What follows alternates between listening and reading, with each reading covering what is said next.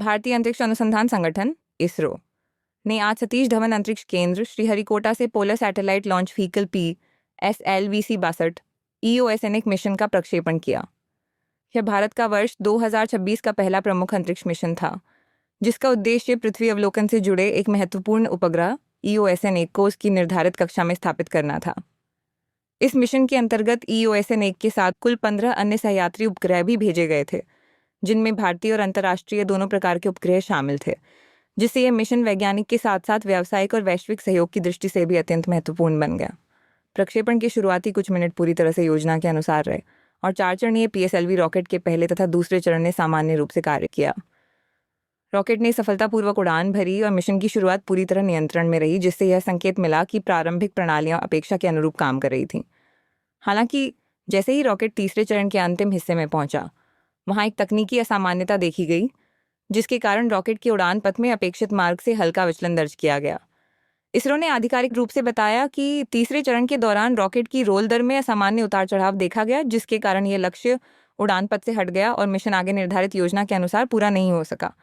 इस संबंध में इसरो के अध्यक्ष डॉक्टर वी नारायणन ने कहा कि प्रारंभिक उड़ान डेटा के आधार पर यह स्पष्ट हुआ है कि तीसरे चरण के अंत में नियंत्रण से जुड़ी कुछ तकनीकी समस्याएं उत्पन्न हुई, जिनका विस्तृत विश्लेषण किया जा रहा है। वर्तमान में ये पूरी तरह स्पष्ट नहीं है कि EOSNEC और अन्य सहयात्री उपग्रहों को उनकी निर्धारित कक्षा में सफलतापूर्वक स्थापित किया जा सका या नहीं। कुछ प्रारंभिक संकेतों और रिपोर्टों के अनुसार रॉकेट का चौथा चरण अपेक्षित रूप से सक्रिय नहीं हो पाया, जिसके कारण उपग्रह लक्ष्य कक्षा तक नहीं पहुंच सके। हालांकि इस संबंध में अंतिम निष्कर्ष विस्तृत तकनीकी जांच के बाद ही सामने आएगा।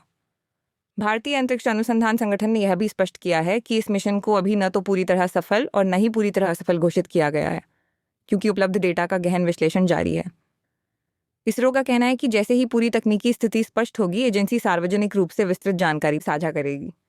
EOSNEC उपग्रह एक महत्वपूर्ण पृथ्वी अवलोकन और रणनीतिक उपग्रह था, जिसे कृषि निगरानी, वन संसाधन प्रबंधन, आपदा प्रबंधन और राष्ट्रीय सुरक्षा से जुड़ी आवश्यकताओं को ध्यान में रखते हुए विकसित किया गया था। इसके साथ कई छोटे उपग्रहों का प्रक्षेपण इस बात को भी दर्शाता है कि भारत अंतर्राष्ट्रीय स्तर पर अंतरिक्ष प्रक्षेपण सेवाओं के क्षेत्र में लगातार अपनी भूमिका मजबूत कर रहा है। अंतरिक्ष अभियानों में इस प्रकार की तकनीकी चुनौतियां आना कोई असामान्य बात नहीं है और विश्व की सभी प्रमुख अंतरिक्ष एजेंसियां ऐसे अनुभवों से सीखकर अपने सिस्टम को और अधिक सुदृढ़ बनाती रही हैं। भारतीय अंतरिक्ष अनुसंधान संगठन की पहचान भी इसी निरंतर सीख, सुधार और नवाचार की प्रक्रिया से बनी है, जिसके चलते उसने अतीत में अनेक जटिल और ऐतिहासिक मिशनों को सफलतापूर्वक पूरा किया है।